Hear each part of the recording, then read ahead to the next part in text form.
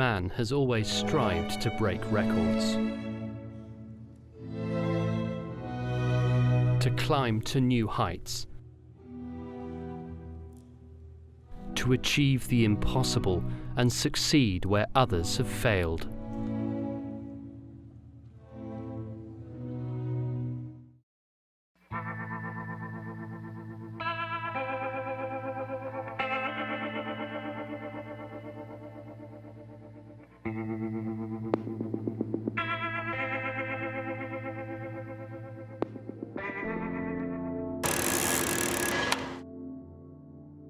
Assalamu alaikum. My name is Rashid. I'm a father of 5 children. I'm married to an English-British revert, and I was born in Bangladesh. I came to the UK when I was 6 years old, and one of my vivid memories of school, secondary school especially, is the racism that I experienced. And one of those incidents that comes to mind is when I got attacked by 15 youths after school and suffered a horrific head injury, which I still, till today, I have scars going across this way, the other way. I think it was 32 stitches I had to have at the end. You know, I was scared to go to school. I just wanted to be 16 and leave school and get a job. I didn't want to study. I didn't realize my potential in sports because I never attended the sports classes. I always, you know, whenever there was sports, I made an excuse not to go to school. Stayed home. But when I did, sometimes I was forced to go to school. So I was just looking forward to leaving school at 16, which I did. And then later on, things changed. 10 years later, I went back to education. And so that was bit of my background on school, you know, trying to stay away from school.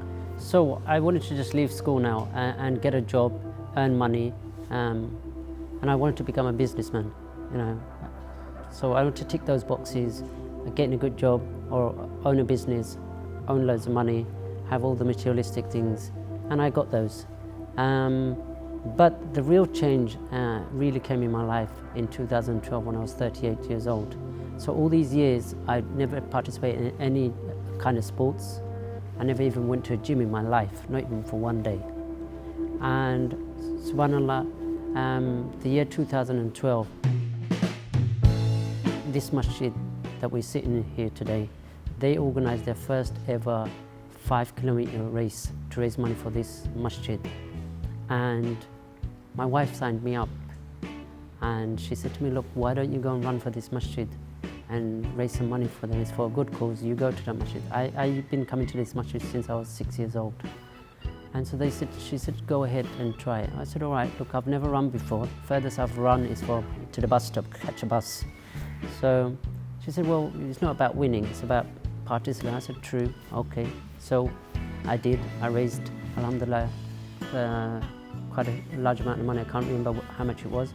But I turned up, I clearly remember this. It was literally this road here. At the end of this road, that's where the race started, and it went 5 kilometers. So here I am, I turn up on the day of the race, and there's 500 people participating, and I've turned up late. I see everyone already lined up, and there's me coming out my car, doing my shoes, and I've got tennis shoes on, not even running shoes, tennis shoes on. I've got headphones on, ready to listen to the Quran whilst I run. And so I stepped out, and I was about 5 seconds late on the start line. Everyone had started 5 seconds late, I've run through. 3 kilometers down the road, I looked back, and there was nobody there. And I thought to myself, oh my God, where is everybody? And there was 2 stood there, and I said to the stewards, how many people in front of me? And they said only 2. And I thought to myself, well, I'm not tired. I can put a bit more energy into this. Let me see, let me put some energy. So I did, went around the corner, and I could see the 2 other brothers running ahead of me. I tried to catch him up, but he won the race. He was about a second before me. He got in, but it was a will of Allah. Only I found out after that, after the race, when they had announced my name on stage, and they said, Rashid, come and collect your Umrah ticket. And at that moment, I just collapsed onto my knees. And that was the day that actually changed my whole life. That's the day I found that I was pretty good at sports. I I ran that race at 19 minutes something seconds, my first race. And I went to Allah's house a year later with that ticket that they provided, and I made some dua to Allah, you know, and subhanAllah, Allah gave me every single one of those duas that I asked for. Allah subhanahu wa ta'ala accepted those, and on return within 5 days, all these duas started taking place. You couldn't say they're coincidence. For example, I had 4 daughters at that time, and I asked Allah for a son. 12 months later, he came along. My wife was a revert, but she wasn't practicing so much. I asked Allah to guide her. She didn't like hijab. SubhanAllah, I came back on the 5th day, she came up to me and she said, I want to go and take my shahada again. Because previously when we got married, she did it just for my sake, not for the right reasons. So she did. 5 days later, she actually came to this masjid and took her shahada. So on the 7th day, I see her in front of the mirror and trying to practice the hijab. And I said to her, what are you doing? You know, you're going very fast here. I thought you don't like it. She said, no, I understand why Allah subhanahu wa ta'ala asks us to wear hijab. I asked for 10 things to Allah subhanahu wa ta'ala, He gave me all of them. And I had to just sit down and think, this is not coincidence. Me, I'm nobody. But Allah has listened to my dua. That's a clear sign to me. What do I do in return? I'm not a scholar. I'm not an imam. I don't have that great knowledge of Islam. But what Allah has shown me is that I have a gift. And I have a gift of ability to run, physique. What can I do? So I thought, you know, Allah so many times in the Quran to help the miskin and the orphans. And I thought, I'm going to use this skill to help them. I did running for a couple of years, and then one day I was walking down this street here and I bumped into a brother, and he said to me, Rashid, I've seen you run, you enjoy running. Have you tried cycling? I said, no. Last time I cycled was about 25 years ago when I was in my teenage. He said, oh, you never forget. Jump back on, we have a ride from Cambridge to London for charity. I took the challenge on because he told me it's for a charity, and I enjoyed the satisfaction of raising money for a good cause. So I signed up, challenge 60-mile ride from Cambridge to London. Saturday I turned up for training, and I got my bike out my shed, which was 22 years old. And I turned up with that bike, and the brothers looked at my bike and they said, Rashid Bhai, we've got riders that are younger than your bike, you know. And I felt quite embarrassed. And I never turned up for training anymore. When I came to the actual day of the challenge, they said to me, how much training did you do? I said, not much. They said, all right, we'll put you in a slow group. I said, fine. There's about 5 groups, yeah, the 5th one being the fastest. By the time I've done about 30 miles distance, I was already into the fast group because they moved me along. I catched up with the fast lot, and at the end of the race, I was one of the first ones actually back here. Just done a 75-mile bike challenge ride. We've had 45 brothers participate in the challenge, and mashallah, they've raised over £35,000 so far. It was that moment, that day, I was sitting on that saddle. It was about a 6-hour journey. I was in a lot of pain.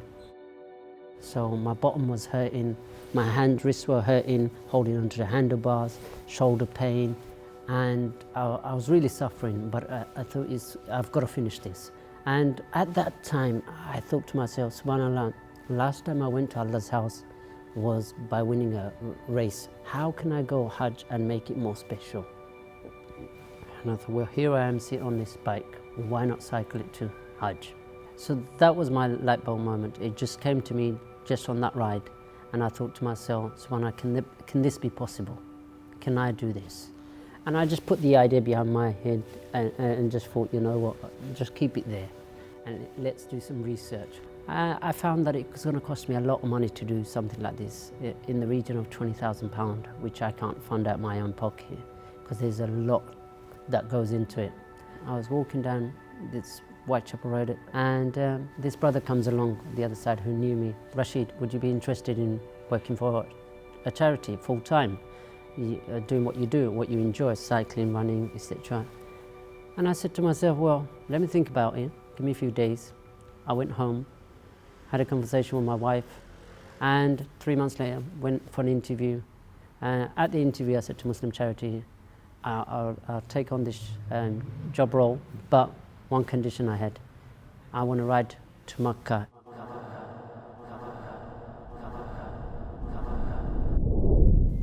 The whole charity backing me up. Funding was available. I went out there and got sponsors. So the funding was there. All I had to do is work the route, find a team, start training. And I thought I could do this. So now, I'm thinking about it day and I'm sleeping. I wake up halfway through the night, I start making notes. I had a pad next to my note, any ideas that came to my head.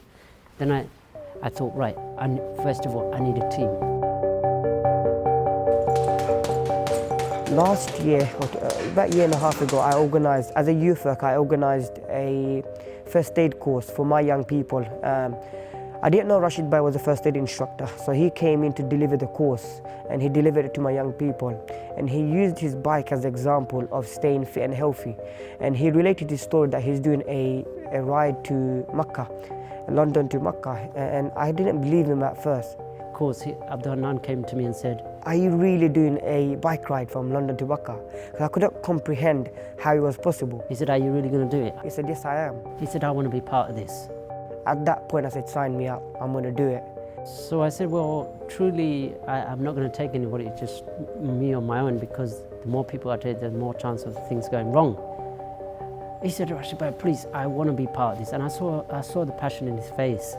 And I knew a bit of his background. He was a boxer, he's very fit, very good at what he does. And I thought, okay, he's got the fitness, but the thing was we only had 6 months. You get yourself a bike, start training with me. Because although he had the fitness, I wanted to test his mental ability, because this ride it's not about just the legs, it's about the leg, the heart, and the mental power. You need the willpower, you need a big heart and a strong legs. All three combined, inshallah, you've got a good chance of making this. So I took him out on a ride, and I've noticed he was a fighter. So that's how Abdul Hannan came on board, and that was it. That was the only two that was going to ride. It was me and Abdul Hannan. But now I needed the third person, the support driver.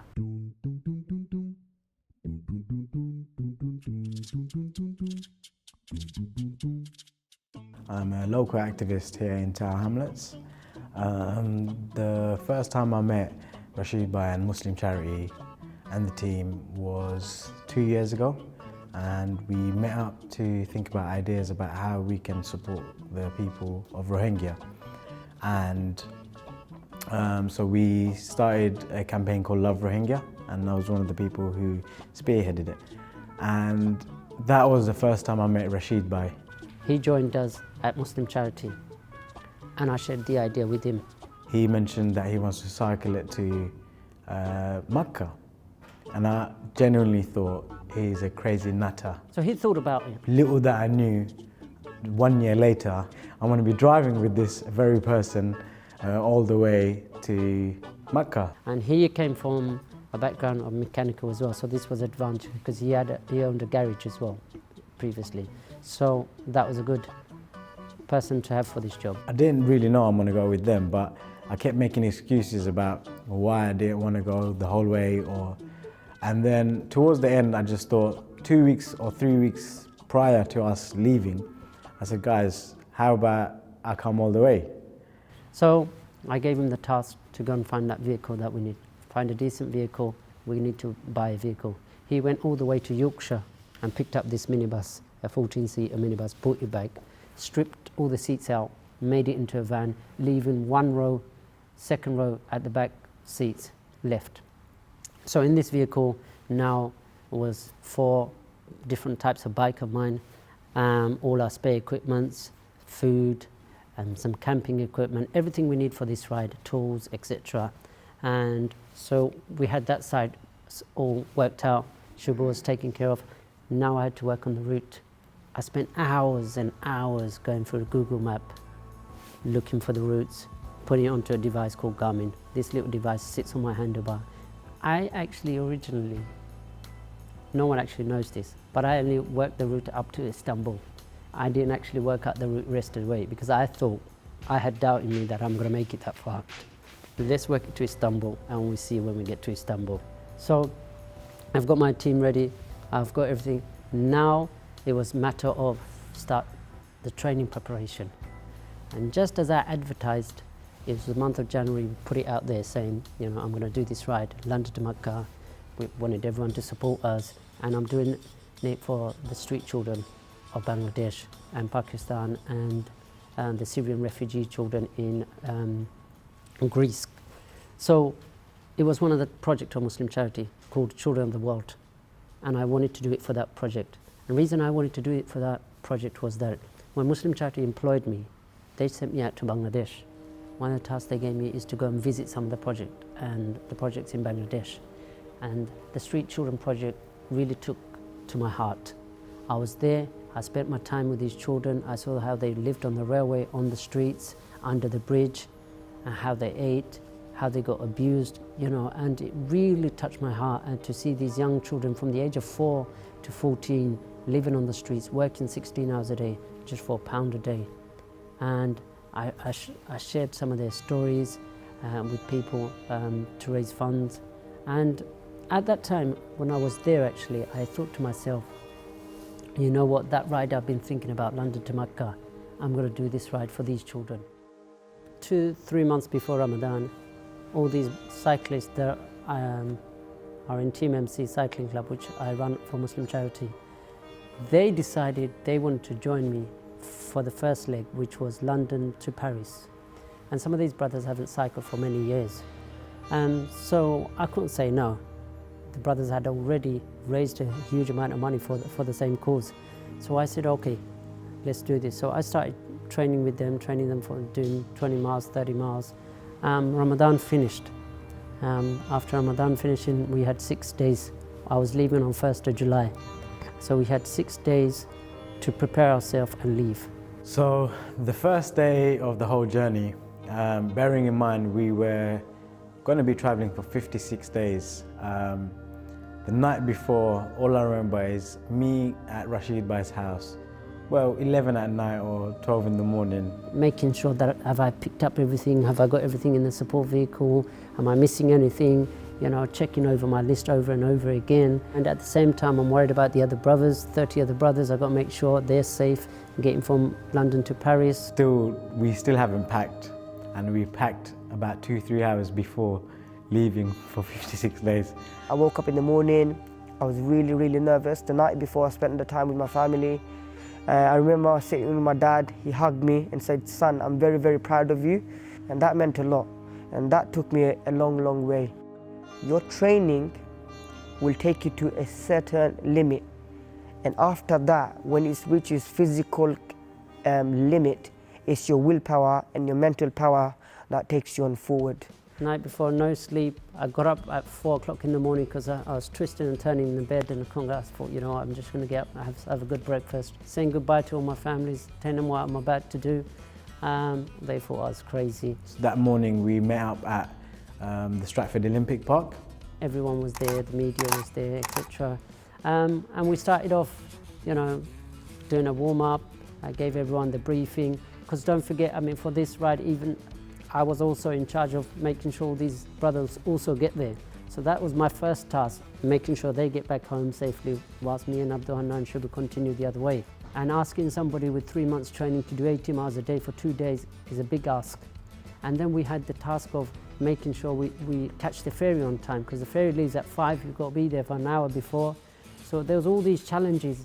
And then I was worried about how we're going to do this thing, because none of us has that much experience in this. I'm not a professional cyclist or anything, you know.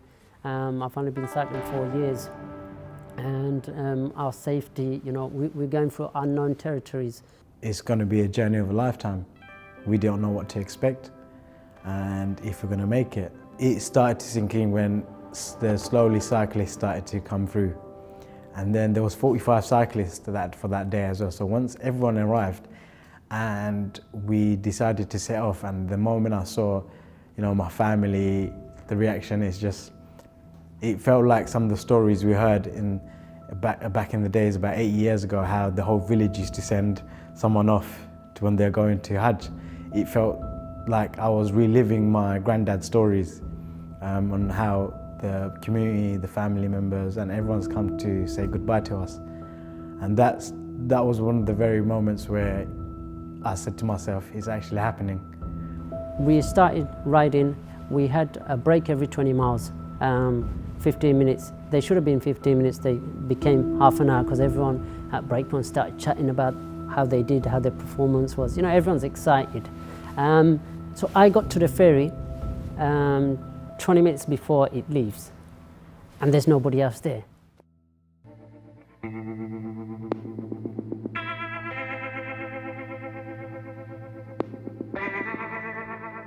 And I'm in a panic thinking, oh my God, where is everybody? The ferry's about to leave in 20 minutes and we should have been there 45 minutes ago. I've started calling my support team. They're telling me, oh, they're on their way.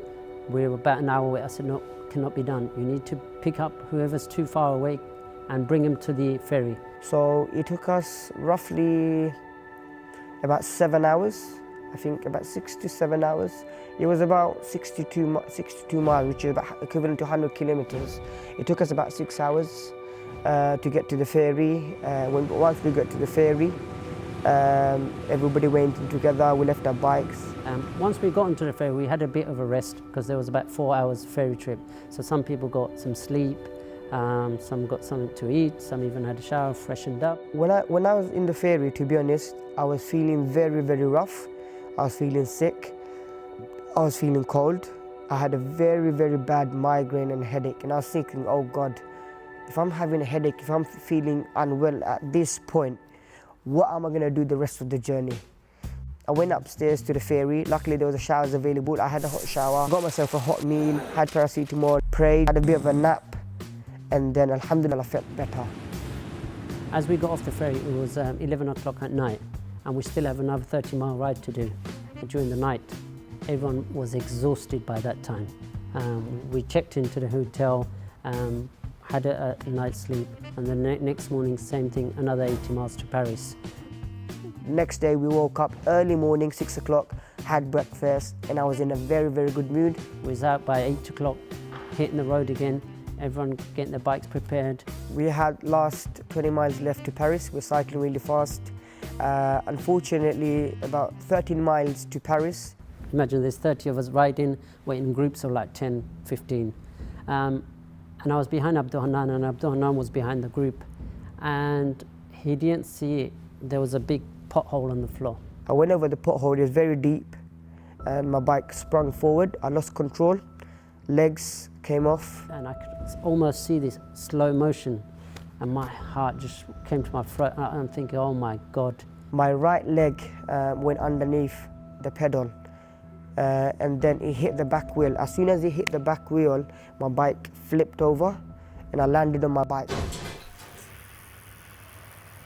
Quickly jumped off my bike. I ran over there to him to assist him, and he said to me, oh Rashid, I think I broke my leg.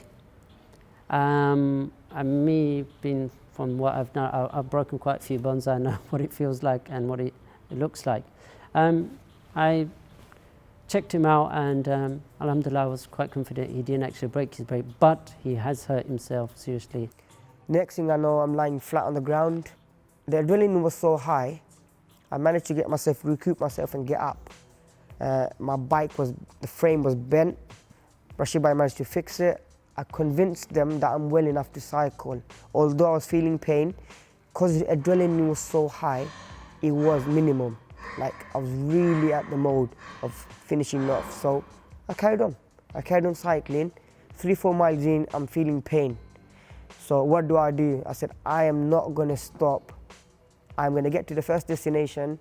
If I get to the first destination, from there, I'm going to see what's wrong with me. Third day, Monday morning, we're in Paris. We've all had our breakfast. The other 30, they've completed their London to Paris task. They're getting in the minibus, saying goodbye to us, hugging us, telling us to make dua for them whilst we're on the journey. I didn't take part in any pictures because I wasn't feeling well, and I kept on saying I need ice pack. I couldn't find no ice pack. And they went off. I know, it started sinking into me then, oh my God, this is it.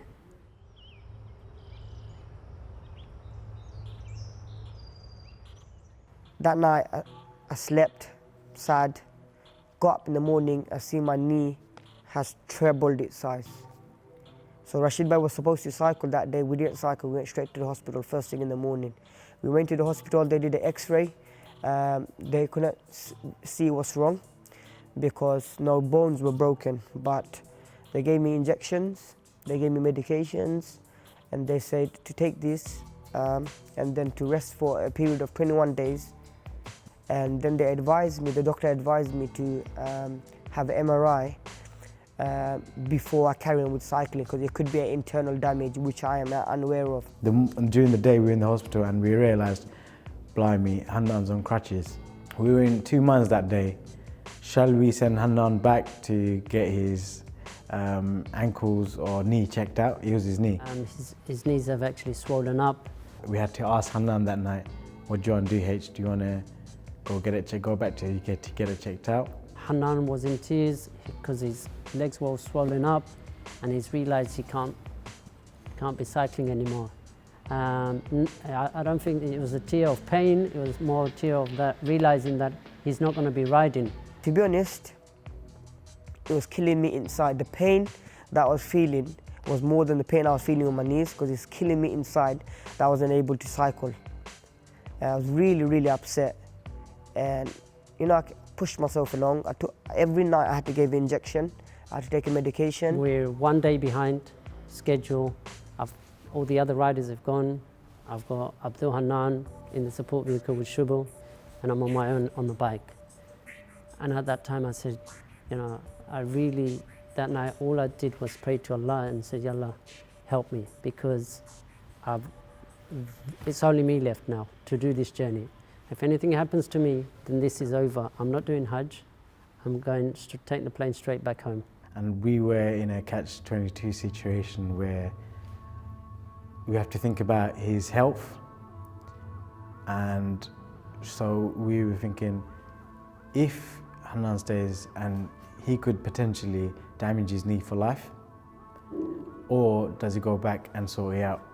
And you know, Hannan's got awesome willpower, and he decided to stay on and then wait until he feels better to jump straight back on the cycle.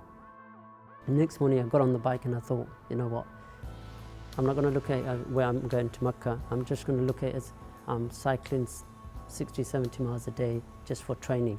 Because I always wanted to train for these activities and never get the time. And I didn't get the time to train because of Ramadan and everything. So I thought this is my opportunity. First 2 weeks, I'm just going to cycle, take a day at a time. We went through France. It took us about a week to get. France is really big.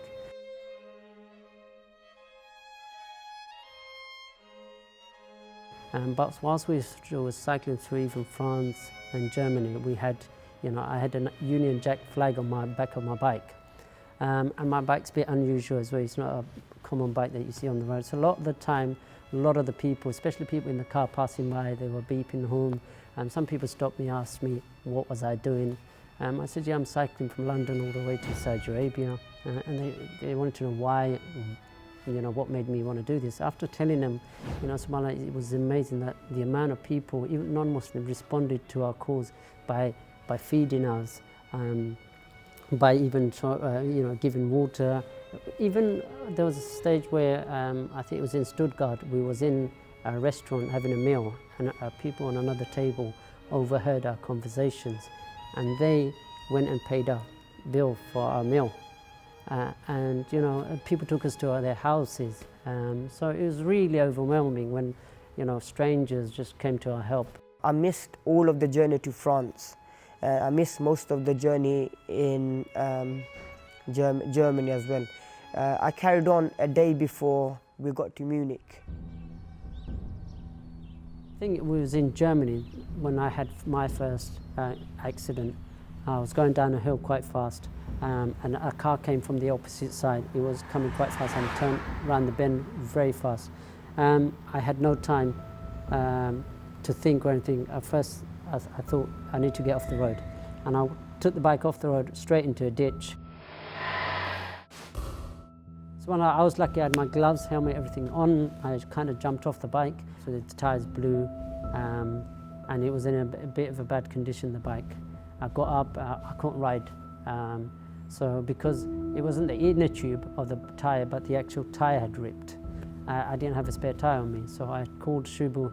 They came along, I swapped the bike. So this was my first time that I had to give up my favourite bike that I was travelling on. I remember about spending 3 hours at least that night just looking for a place to stay. And Rashid, his famous red bike got damaged that day, and it was a part that we did not bring with us. And sometimes we say like Allah is the best of planners, and that journey is an example of that. We searched, looking for someone to stay, at the same time knowing that the red bike is damaged and he was using the other bike we brought with him. So that night we ended up going to some small town, there's a pizza shop open, and we're asking this person, do you know where we can stay? And this person goes, I know one of your Muslim friends. And we're like, it's such a small town, probably 100 people there. So he took us to this Muslim family saying, hi guys, this is one of your friends. And this person then goes to us, you know what, I can take you guys to a place to stay for the night. And he took us through the forest, some dark place, and actually brought us to a hotel. We slept in that night, woke up, and we found Decathlon next door. We found a Decathlon, we went there, and I remember the mechanic lady was a female lady, and I gave her my bike, and she looked at my bike and she said, you know what, it's a specialised bike. I don't want to fix this bike in case something goes wrong. So we said, look, we really need you to fix it because this is what we're doing. And she said, oh my God, you guys are doing an amazing job. Let me do something for you. She got her mobile phone out. She phoned one of her friends who's a specialist in fixing bikes, but he does it for a hobby. So she got him, she explained it to him. He said, send them to my house. So she gave us the address. We got in the minibus, took the bike to this guy, and his house, he had a garage full of bike equipments, and he took our bike, put it on a stand and fixed it. This would have cost me at least in UK more than £100 to fix. He fixed it for no cost because my derailleur was bent, my tyres, spokes were all buckling. He fixed it all up, gave it back to us, and it was like a brand new bike. I was so happy, got back on it, started cycling. So we continued on every day like this, doing 80, 70 miles, stopping, staying at a hotel, next day waking up, and then continuing our ride again. There we was, we got through France, we got through Germany, and I started feeling good about this ride. My legs were good, I was feeling more energetic day by day. And by the second, third, the ride wasn't a concern to me. What was more concerning, now we started discovering other problems. We came to Austria. I'm here in the Alps in Austria. I'm here struggling up these mountains. It was a 25 kilometer of actually climbing. I'm knackered now, I've just had a little break. That's where slowly but surely the tests were coming along. The challenge was coming along. And there was these mountains, the Alps. It was one of the most difficult parts of the journey, going through the Alps. The second tallest mountain in Africa is 13,000 feet. Okay, so we were cycling just in one day, 7,000 feet of elevation. I had a rule before that day that I never take my foot off my pedal when I'm climbing a hill. I've never done that in UK, whatever hill it was. When I went to the Alps on that day, not did I just take my foot off it, I had to get off the bike and take a rest, take a breather, because it was such a hardest task so far on the ride. And by then Abdul Hannan had jumped back on, although the doctor has told him to stay off 21 days. After I think it was 8 or 9 days, he jumped back on. As I was going up, cycling up, the pressure of cycling up, because I had to go up, put the pressure on, pedal by pedal, slowly but surely go up, and that was really putting pressure to my knees, and it was really hurting. But alhamdulillah, we overcome it. Because we were like no man's land. There were times, you know, we were riding for 100 miles and there's nothing. There's no shops or nothing. So food was a very difficult problem for us until we hit the main cities where you had a lot of choice. But when you were out in the country, There's hardly anything. Every now and then you get a pub, but that's no good for us. You know, sometimes we had to work out how long it's going to take for them to cut through to there, and sometimes cutting through fields just to catch them up. So now we're going through these countries. We're into our 5th country that I encountered my first attack. We're cycling from city to city, town to town. In some places we're really cycling in suburb areas where it's really deserted, where there are no people living there, and it's just farmyards, it's like open space.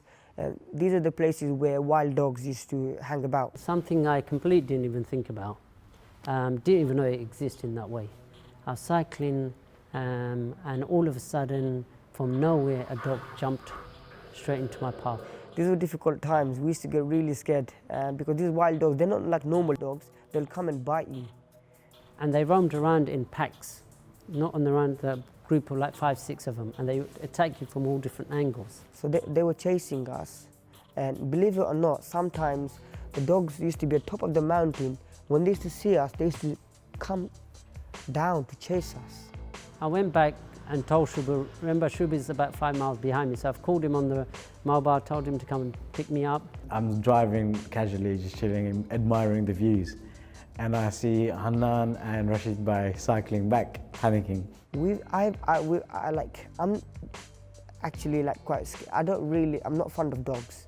And to be chased by not 1 but 5 or 6 dogs chasing you, and you're pedaling along and they're close to your legs, was, you know, a moment where I was nearly in tears. I just remembered it, driving up and seeing there was only a really small dog there. And I was like, guys, what's this? I explained the scenario. They laughed at me, thinking, you know, Bengali, you know, or Asian people generally just don't like dogs. And then later on, you know, find out it was the truth. But that was one of the first ones. And I remember Hannan they were carrying stones. So if they saw other dogs again, they would chuck stones to deter them away from them.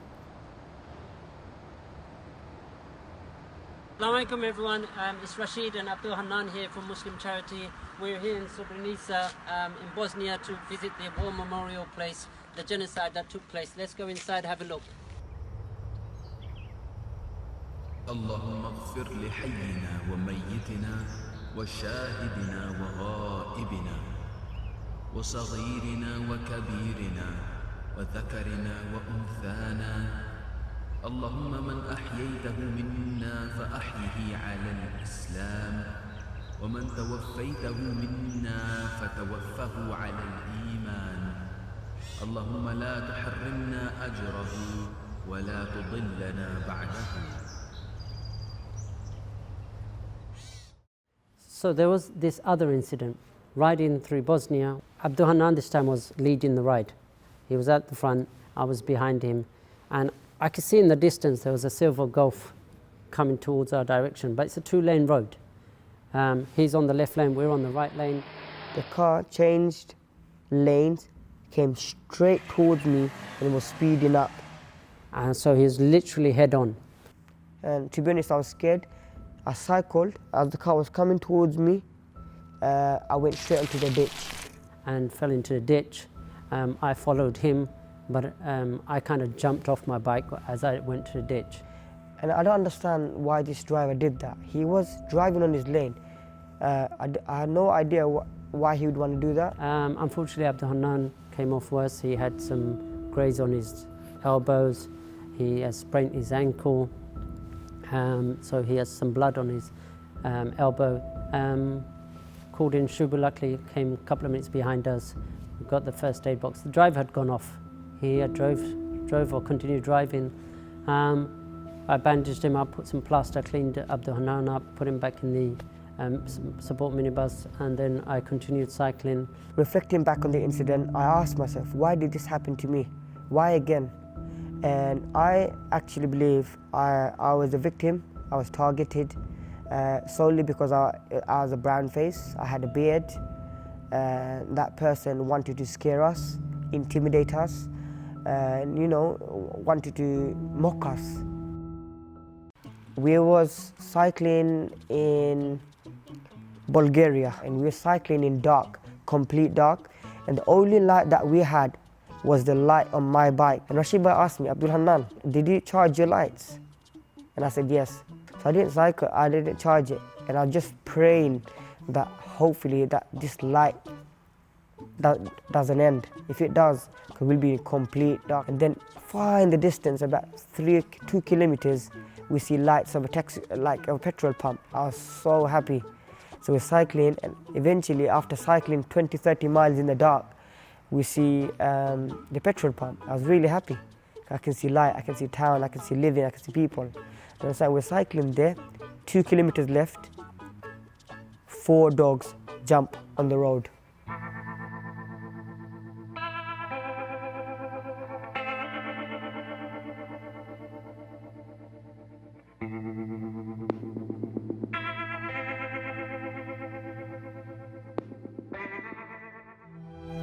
Assalamu alaikum everyone. I'm just told by Hannan that we've made it to country number 9. That's the border for Bulgaria. Alhamdulillah, we're getting closer and closer every day. So we're cycling there, 2 kilometers left, 4 dogs jump on the road. 4 dogs jump on the middle of the road. I'm in front, Rashid behind me. Rashid went to the fast lane on a dual carriageway. He zinged it forward, okay, and he managed to pass the dogs. 2 went chasing him, 1 stayed where he is. I went straight forward, turned my bike around, started cycling back on the opposite direction. And I was pedaling as fast as I can. I cycled about 300-400 meters, and I went and stopped there. And I just stopped. I left my bike. Yeah, I was sitting on the bollard, and I was saying, I'm not going to cycle no more. I managed to gather the courage to cross over the road, go through the pillar, jump over another pillar, go into oncoming lane, and then cycle on the hard shoulder on the opposite side of the dual carriageway. We cycled 2 kilometers, and we reached our destination.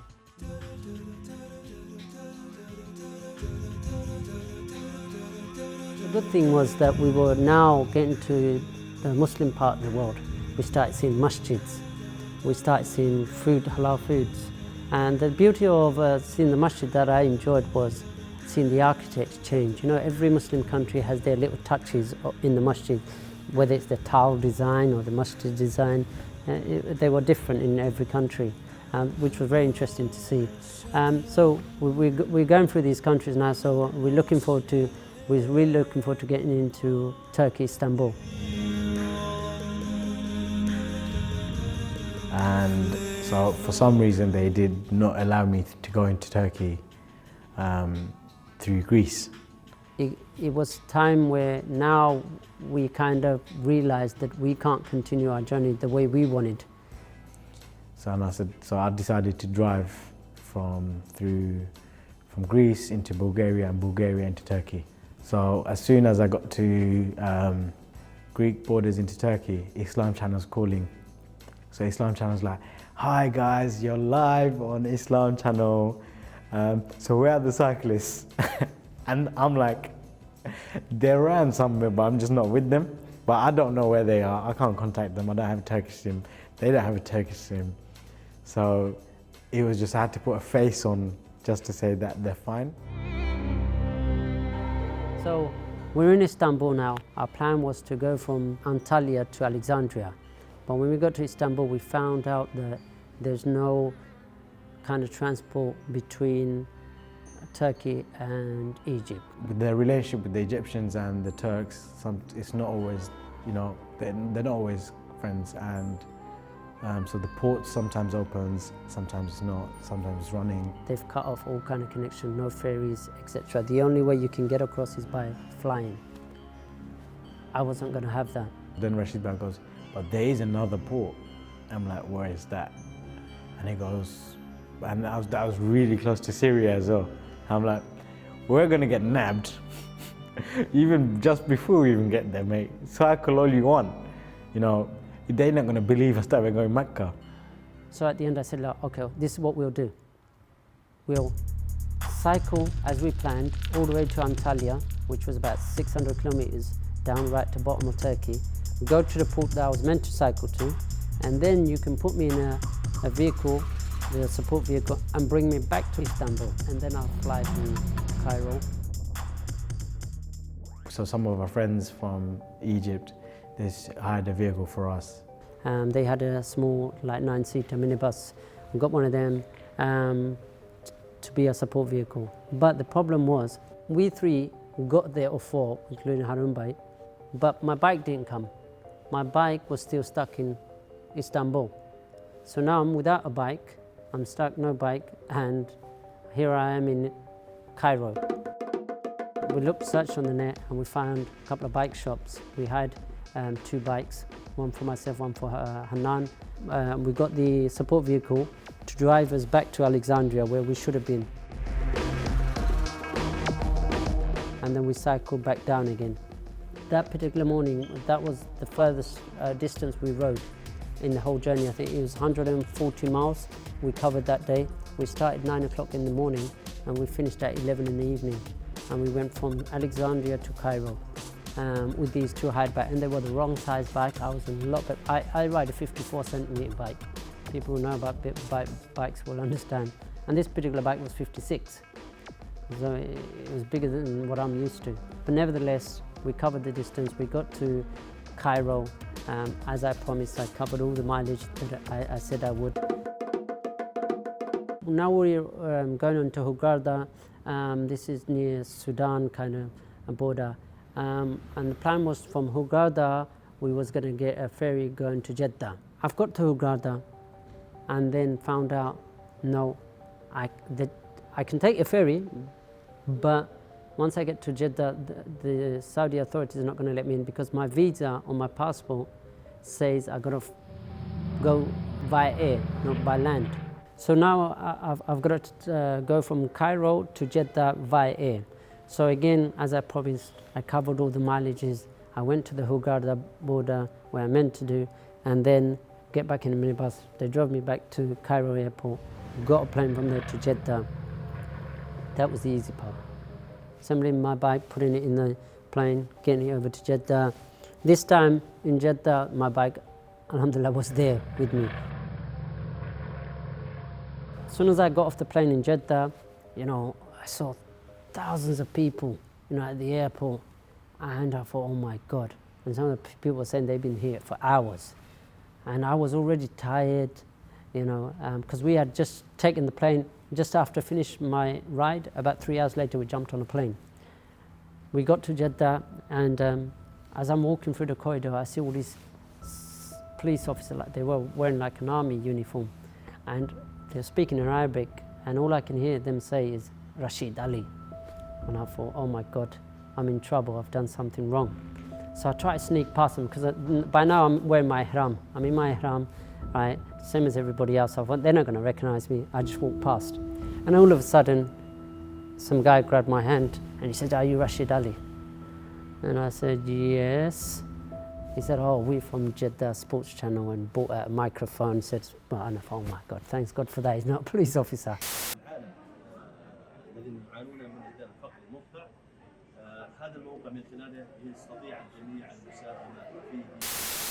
So he said, look, we've been waiting for you for the last 3 hours, you don't have to wait here, we'll get you out VIP entrance, blah, blah, and I thought, oh, thanks. He said, come with us.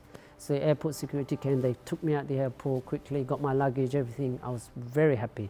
The last day from Jeddah to Makkah, that's the moment Rasheed was like, it ain't happening, Now I'm outside the airport, just literally outside the door. They dropped the bomb on me. Oh, by the way, you can't cycle anymore. So what are you talking about? I've done 95% of my journey. I've just got these 80 kilometers to do from Jeddah to Makkah, and I'm done. They said, no, you cannot cycle, because to cycle, you need a passport with you, because there's checkpoints. And your passport's already given to the Saudi authorities. And leave the airport, I've got to be in a group. So luckily my sponsors who provided Hajj service, they had a group coming in 3 hours later that evening.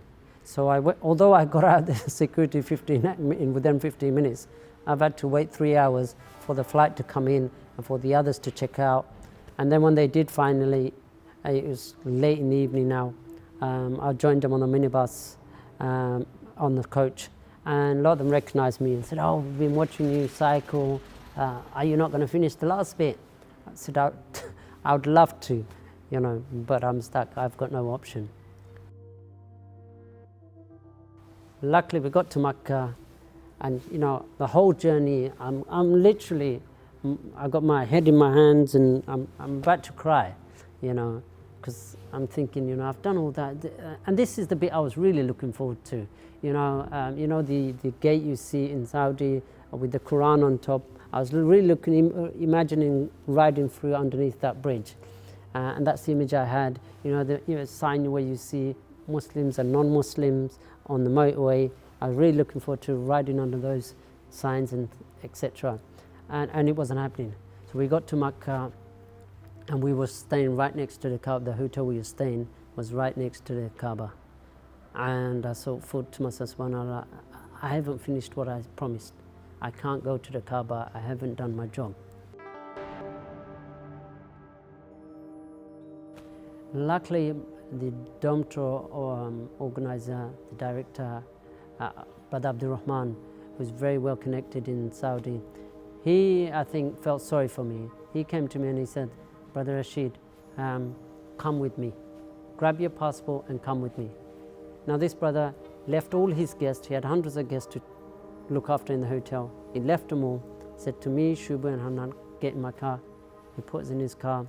He drove us to the Hajj ministry and explained what we were doing. Luckily, a couple of the guys in Hajj ministry was also knew what we were doing on the social media. So they were very welcoming to us, and they welcomed us, and they gave us our passport. They got our passport at the safe and they said, "Here you go, there's your passport." They gave us special documents. They said, "Go and get some photos of yourself." We went to a shop, got some passport size pictures. We went back, they gave us these special documents and they said, "When you get stopped now, produce this." It was almost like I'm starting my ride all over again. I was so happy, excited. So now I've got my documents. Abdul Rahman's put me back in the car and drove me back all the way to Jeddah. And by now I was completely exhausted. It was almost like nearly 30 hours I haven't slept, I haven't had a proper meal. So I've gone back to Jeddah. It's about 1 o'clock in the morning. We went to a restaurant, had something to eat, and then we checked into a hotel. 5 o'clock in the morning, we got up again to go and continue the ride. We got out, all of a sudden there was like 30 cyclists. Initially started off and we had the Jeddah cyclists, the Jeddah runners, and they all came to greet us and they wanted to do, to set us off really. They wanted to join me for part of the ride. So I thought, yeah, why not? Okay, fair enough. So I'm in my ihram, all right, which is hard enough to ride in ihram. And then it wasn't so hot at that time, but it's still humid and it was getting hotter and hotter. So I said, all right, fair enough, let's go. So we started cycling together. And all I remember is I did the route that morning. And I remember following them because they just decided to start cycling or start running. And I remember looking at them and following them, thinking they're going the wrong way. It's only after 10 kilometers, Shubo shouts out to me from the car, "Rashid bhai, you know that you're going the opposite direction of Makkah?" I said, "What are you telling me? We just went 10 kilometers the opposite direction." He said, "Yes." I said, "Why didn't you tell me this before?" He said, "I thought you knew." I said, "No, I'm not." And the heat started to creep in. And the moment it was, I think, touching 50 degrees or probably even more, it was blazing, and especially out in the sun. And that's when I started to see Rashid bhai he ain't got the eye of the tiger. And it was Hannan got the eye of the tiger. This was the only time that I felt I wanted to stop riding because I couldn't go on. I felt like I was going to collapse. Rashid bhai was like, "You know what, I'm going to do it." And them two, Rashid bhai and Hannan, just decided to smash it. And throughout the journey, people started like, "Oh, those are the guys." And it's just people trying to feed us on the route. People just pulling up, giving us dates. Like all around by his cars, just from seeing us from the other side and just turning the car around just to say, do you guys need anything?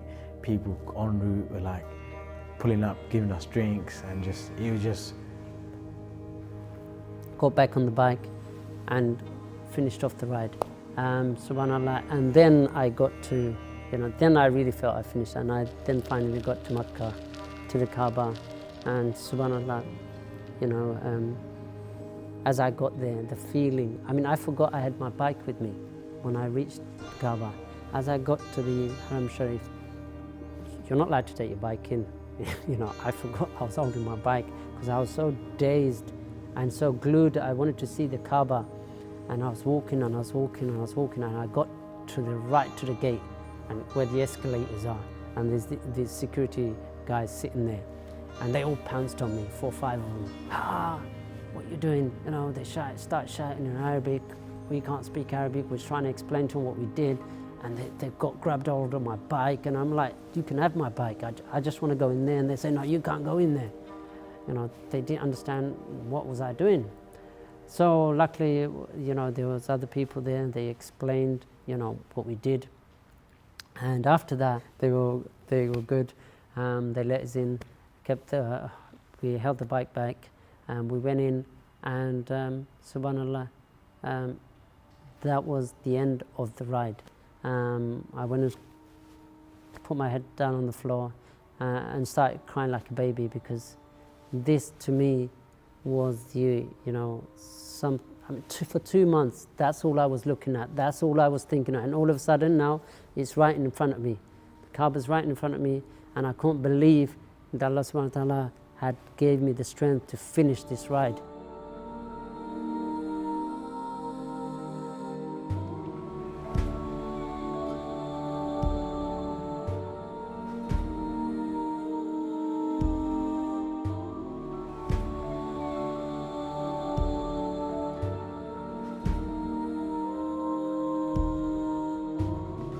बरतानिया से साइकिलों पर हजारों kilometre का सफर करके हज के लिए जाने वाले नौजवान वापस लंदन पहुंच गए।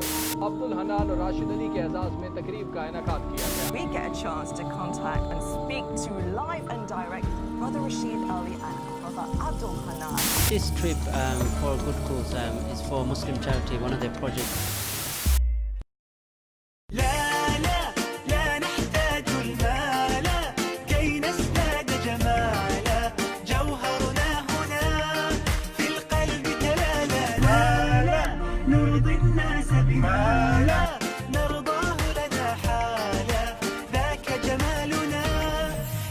The journey, it made me realize how we don't utilize our time wisely. What I've learned from this ride is that, never give up on your dream. Never let anyone tell you that you can't do it. Have the intention, make dua to Allah subhanahu wa ta'ala, and I believe it can be achieved.